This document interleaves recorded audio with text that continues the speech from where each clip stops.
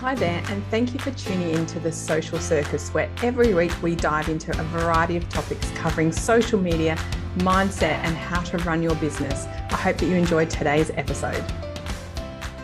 Hello, and welcome to another episode of The Social Circus. I'm your host, Sarah, and this week I am joined by the fabulous Bridget Johns from Be Simply Free. Now, let me tell you a little bit about Bridget. She is a city girl that moved to the country vowing it would just be a 2-year stint, then married a farmer. She now lives happily on a sheep and cereal farm with her husband and 2 children on the Yorke Peninsula of South Australia. For the first 16 years of her career, she worked in state government and regional development roles, supporting economic development, wellbeing, and engagement initiatives in education, workforce, and skills development, as well as export and investment projects. Well, that's a lot. She now runs her own company called Be Simply Free, which exists to teach women to reduce their mental load by decluttering their homes, phones, calendars, and minds so they can find more space in their homes and their time in their calendars to collect moments, not things. Welcome, Bridget. Thank you for having me. Oh, I'm absolutely thrilled to have you on the show. I am such a decluttering fan, and I'm hoping we're going to bring everyone over to the dark side today. Yes, let's do it. Yes, I love to always ask people, tell me how you got started running your business. Yes, well, as you said, I've worked in project management in regional development since I've moved to the country and met my now husband.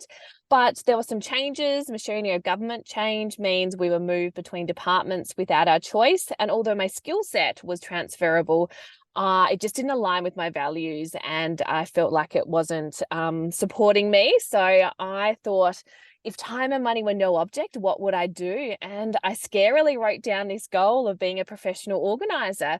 And then I took baby steps to bring that to life while I still had 14 months to run on a government contract. And literally it was just taking one baby step after the other to see what this industry was, work out what my niche was, how I could manage it from a farm that was 20 minutes from anywhere. And that led me to, working with people over Zoom.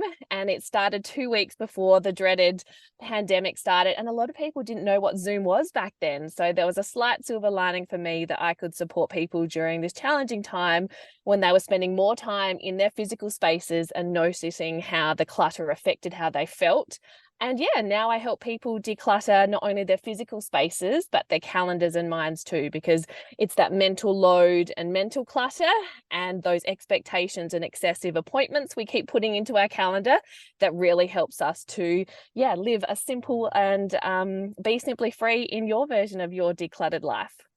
Oh my goodness, so much juicy stuff in there. Let's start with talking about the pandemic, because I remember watching the news and all of the op shops saying that they couldn't take any more donations because everyone went a little bit declutter crazy, didn't they? Yes, definitely. And this time of year, we're recording this early on in the year. And if people listen at the start of the year or anytime they have a holiday, but particularly between Christmas and New Year, everyone does that big declutter because they've generally got a lot of stuff over the Christmas period, or a lot of people give love by giving physical things. And I'd love if people could just take a moment and look and see what has come into their home over this Christmas period and see if you want that to happen again. Yes, you may want that to happen, but if you're decluttering things, what are those things you're decluttering? And can we make our door a force field and be really conscious of what we let in the future? Because it does affect how we feel when we're surrounded by more stuff. And can we focus on collecting more moments and less things in 2023? Oh, I love that. And I have to say, I think a lot of us, and I know my mum doesn't listen to my podcast, so I'm going to say this. My mum was going to be potentially moving out of her family home that she's been in for like 35 years or something, and downsizing. And she thinks she doesn't have a lot of stuff, but she has a nice sized house with lots of very full cupboards. So it doesn't look like a lot of stuff, does it? And I think often we think of people who need to declutter as people that are like those extreme hoarders, aren't they? And we often think, no, I'm fine. Yeah. And at the moment, we are in a caravan for 2 weeks, and it's a real eye-opener to think that we can live quite comfortably. I don't even know how many square foot it is in a tiny space and with lots of less stuff. And when you go stay at a holiday home, you normally have a home that's got less stuff in it, and we tend to feel a little bit more calmer, also because we're not working. But it's a reminder, when you do go back into your own home, do you need as much stuff around you as you have? And for example, I truly believe that having less physical stuff around us saves us time. If we've got less things to put away, we've got less tidying up and cleaning time, and we can spend more of that time with our family and friends. And it's about making those micro baby steps. And I love talking about making a 1% change to your day. Like 1% of your day is actually 14.4 minutes. So less than 15 minutes. And if we can pull back and find an extra 1% of our day, we can do more things that we love. And for example, in our home, we only have 8 bowls, 8 spoons, 8 knives, and 8 forks in our kitchen area. We actually have another 12 in our carport, so in a car shed cupboard that's mice proof on a farm. So when we have visitors, we've got enough stuff, but day to day, we only have those 8 utensils and cutlery, because when we had more, we would have more pile up on the bench top, and we would get frustrated by that physical clutter of dirty bowls and dishes. But by only having 8, we can get through a couple of serves of lunch or tea. And if we do need an extra thing, we can wash it as we go so it doesn't build up. So see if there's any of those little micro changes you can make in your home, because we don't need to do a full house declutter at once. We can do these little steps to get us to where we want. Oh, I love that. So let's talk about, let's start with because most of my audience are like me and we have home offices. And I'm in a really fortunate position that my home office is like a 4th bedroom. So it's a spare bedroom in my home. But unfortunately, it looks really nice where you're looking at me, Bridget, but around me, there's a lot of clutter, because it's also a dumping ground, because it's the only spare space we have outside of our roof space. So when we're talking about our workspace, talk to me about why it's important to have a nice clean area and how that can go for us. Yes, I would definitely encourage people to put a little appointment in their calendar for literally a 15-minute appointment at least once a week to clear your spaces, because if you can stay on top of that weekly, having the clear environment helps us to stay focused on the work we need to do. So let's value and treasure the joy of having an office space at home. And I started my business on the kitchen table, so I do know that a lot of people have different spaces, and we adjusted and made a spare room into my office. But when we can see less physical clutter around us, it helps us stay focused, and we can get through more work probably in a quicker amount of time. So we can do a bit of have a carrot for ourselves. If we keep our office space tidy, we can get the work done quicker, and then we can go and spend more time enjoying the spare time we have. And for people that are using kitchen benches, I actually converted our buffet table into a mini office space. So my books and pens and stuff would go away when we needed to convert the table into my office when the kids were at school, and then we would reconvert it into a dining room table at the end of the day. So it's really flipping it, so it's a full office space when I'm working and a full dining room table when it's dining room table time. Oh, that's such a good tip. And it's really, I used to work, because we used to have our spare bedroom as an actual bedroom for guests, of which we tend to have very few and far between. It's really ridiculous, isn't it? We hold this space. My husband's parents often come from New Zealand, but we worked out that we bought a nice sofa bed and that would do the job just fine. And we could have this room that sat idle all the time. 100%. And a big tip that I could give all my clients and your listeners is set your home up for your family, not your visitors. So we're in exactly the same boat that society had told me. We had a 4-bedroom house with 2 kids, so I needed to have a spare room set up for when we have visitors. And my family lives 2.5 hours away, so they do come quite often. We'd probably have visitors once a month. But 95% of the time, I'm now using that space as my home office. And we flipped the room. So my son now has a queen size bed in his room, and his king single is in my office like a day bed. And he comes into my office when we do have those visitors stay over. So now a room that was used maybe less than 5% of the time is now used 95% of the time. So I'd encourage everyone to stop, focus, notice, and see what those little tweaks are that you can make to your home, so it's really set up for your family, who do use it 95% of the time, rather than what society says we need spaces to be set up. It's so interesting. We've both had that same thing. So what was that you just said? Stop, focus, and notice. Was that what you said? Stop, focus, notice. Yeah, that's another. Oh, I love that. Tell me about that. So stop doing the same thing over and over again and expecting a different result.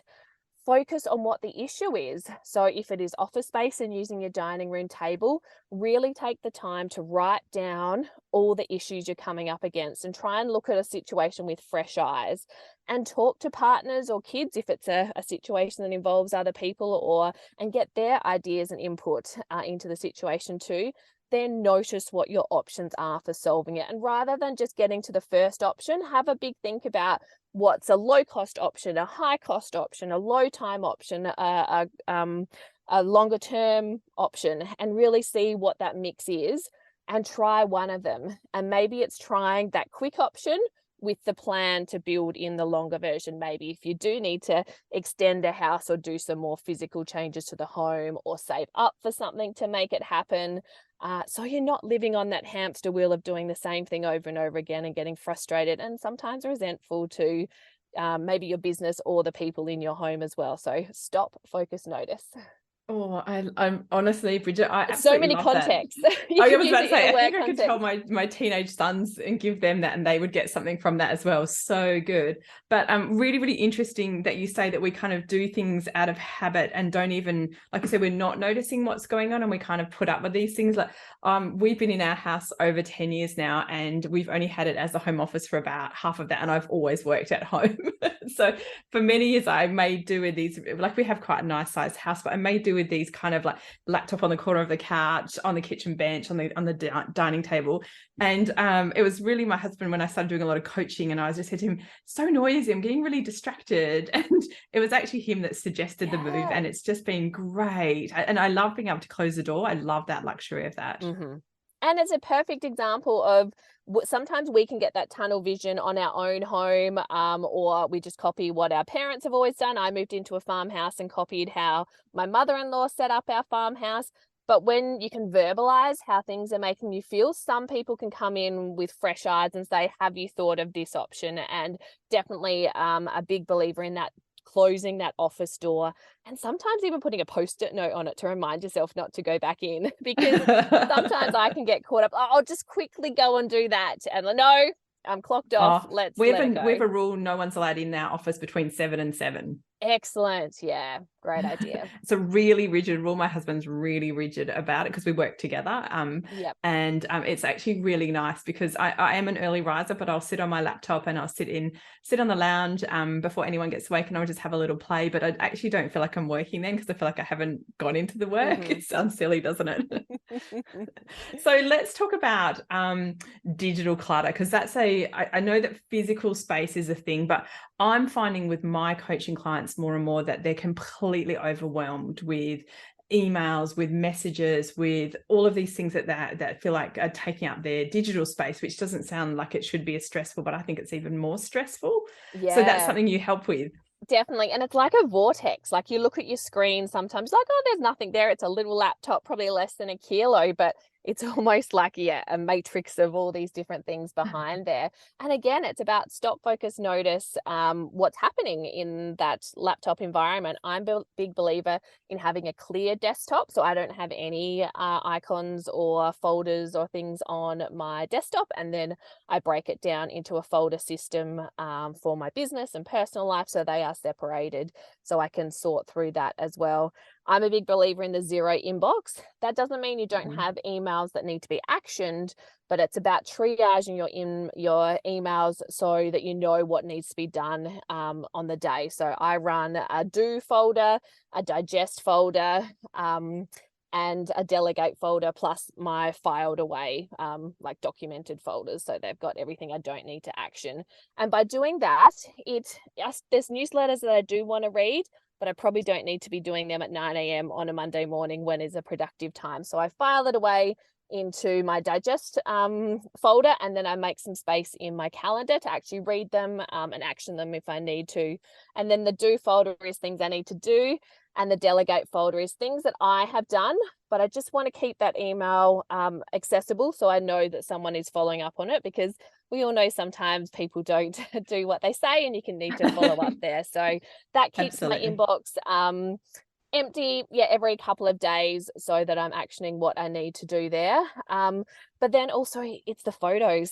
Gosh, that's something I'm really focusing on in 2023 myself, and really making some time again in your calendar to go through and like block out, put timer on for 15 minutes, which again is 1% of your day, and just do that delete of some of those multiple photos. Because remember, once upon a time we had a camera that took 24 or 36 photos, but I bet most of us take 24 to 50 photos in a minute, rather than 100%. across a week. So let's do that cull. Oh, And just keep what we need. And there's some technology. I'm not sure if it's still around, but last time I did a declutter, there was a Gemini app for iPhone that went through, and any of those bursts of photos, it would pick with AI the best photo option for you. ooh. And then you could put the other ones in the delete folder. And so that Oh, got rid that's of a cool. few. I feel like you've hit on one of my sore spots, because I am like an inbox zero girl as well. You're speaking my language there. I really struggle with photos on my phone. I'm very sentimental, and at the moment my iCloud storage is full, and it keeps trying to upgrade me. I'm like, I'm not upgrading, because that means that like I'm sure you say to your clients, more storage is not the answer. No, definitely not. And if you want to use that 1%, maybe I'm a big one for ticking things off. So I found a new app that I'm really enjoying. Again, it's only on iPhone at the moment, but I'm sure Android users could have a search for an app. But I'm using the Done app on iPhone, and it's just a habit tracker. So I'm trying to do 1% of Ooh. my day on yoga. So I figured that Oh, is something I can nice. do for 365 days. Even if I'm feeling a bit flat, I can still do some stretching. But maybe someone's goal is to spend 1% of their day doing a photo declutter and really That might you be me. declutter and then actually store them in a way you're going to view them. So I make sure we do every family holiday is in a blurb book. That's another uh, app that makes it into a book, like Snapfish or things like that. Yes, And I yeah. wait until they've got a 40% off sale to make them.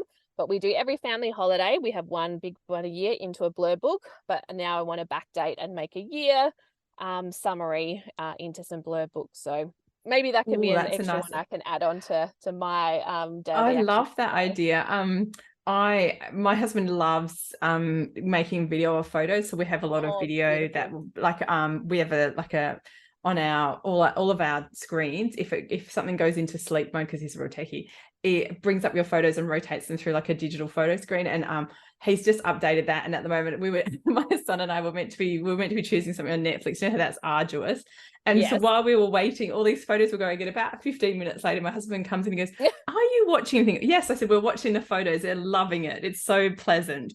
And it's funny how those photos, I think the sad thing about digital photos is they don't see the light of day so often. Yeah. And really, if you are putting photos into photo books like Blurb, please put a little explanation next to them to explain what it is for the next generation.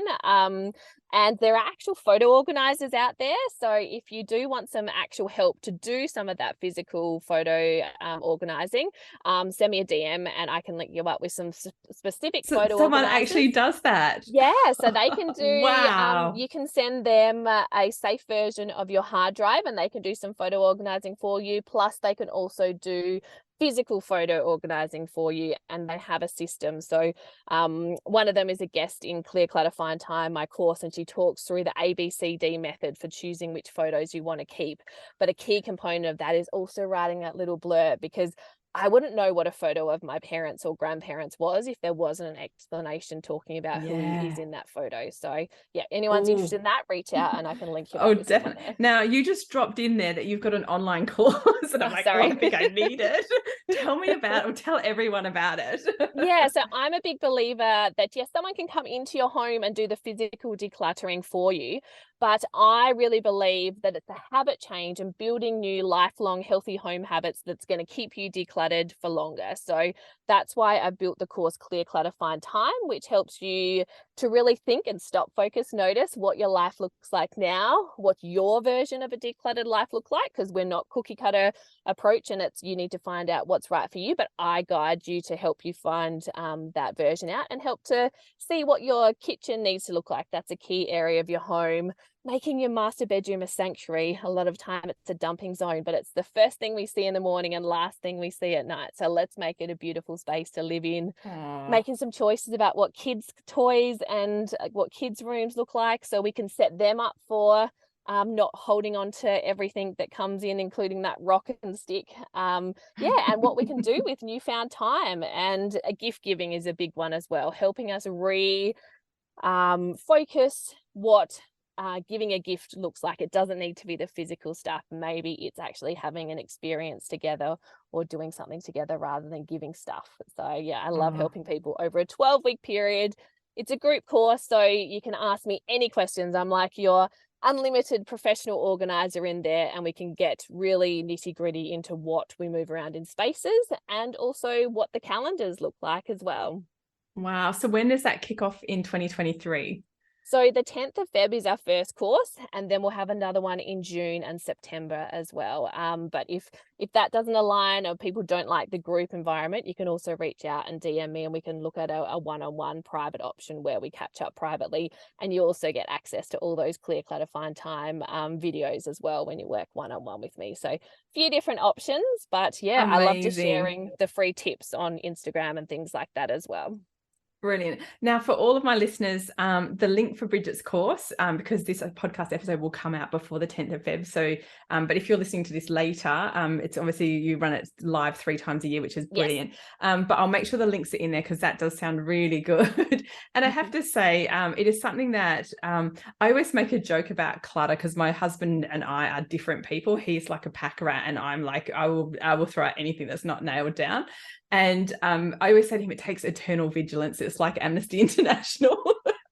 I am like what's coming through my front door. I'm so evil. And I've got a bunch of Christmas presents still sitting on the floor in my bedroom. And I'm like, I don't know what to do with these. People give me stuff and I really want to return some of it because it's more stuff and I don't want it and I feel really evil. But I really like that. I like what you do. I like those clear spaces. I like having that clear freedom in my home. But it is hard, isn't it? Yeah. And it's also about talking to people now about what you want Christmas 2023. Gosh, it's even crazy to think that we're talking about Christmas 2023. But let's have a chat now with family members and friends about what gift giving or what the day looks like. For us, we've always been really good about splitting Christmas up between my husband's family and my family, so we're not racing across the country. As I said, we're 2.5 hours apart from family members. We do different things gift-wise between my husband's family and my family, with some gift giving for adults on my side of the family, but just kids on his.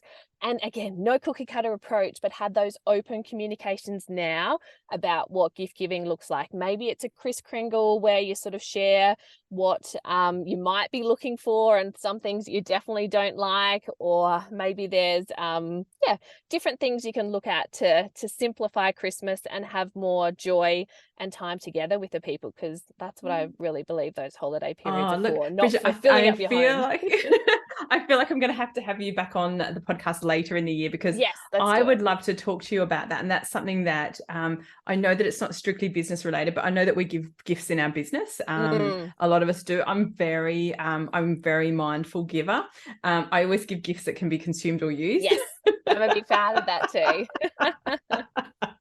So I always really focus on that. So I would love to have you come back and talk about mindful giving, because I think that that's something we all struggle. And I have to say, it has definitely got easier as my children have gotten older. Yeah. And like, we still give gifts to our kids as well. It's not like there's no gifts under the Christmas tree, but Mr. 11 needed a new desk close to Christmas, so that became a Christmas present. And yeah, Miss 9 needed a new bike, again close to that Christmas period. And same with birthday. So they always get something physical, but maybe it's talking to grandparents who want to give lots of money related. They want to give you X amount of dollars worth. Let's give a little thing and put $100 into a share account and talk to kids that in 18 years time, that $100 is going to turn into half a car or something. I don't know the conversions. Brilliant. But start that chat early. I love all that. Oh, look, Bridget, it's been, oh gosh, it's gone so quickly. It's been such a pleasure having you on as my very first guest on the podcast for 2023. I am certain that my listeners have loved hearing some of your tips about making our office and our life space more manageable and tackling some of that digital declutter. To all my listeners, the way in which you connect with Bridget will be in all of the show notes. I would highly recommend you follow her on Insta, because that's how I found her. And look, it's lovely to have you on, Bridget. I'm really, really excited for 2023, and I know that we can enter it with less clutter and things will definitely be off to a better start. Thank you. And just remember, let's make a 1% change to our day. It's 14.4 minutes. So just start little, and that momentum and habit change will really support you for all of 2023. Brilliant. Oh, thank you so much. And to all my listeners, I'll catch you the same time next week on the Social Circus. Thanks so much for tuning in to the Social Circus. As your host, Sarah Thompson, I am thrilled that you've chosen to spend your time hanging out with me. I would be so grateful if you could spare an extra moment to go and leave me a review on your favorite podcasting platform. And if you even felt more excited, you could share my podcast with your friends who you think would get great value from it. Thanks so much again for tuning in.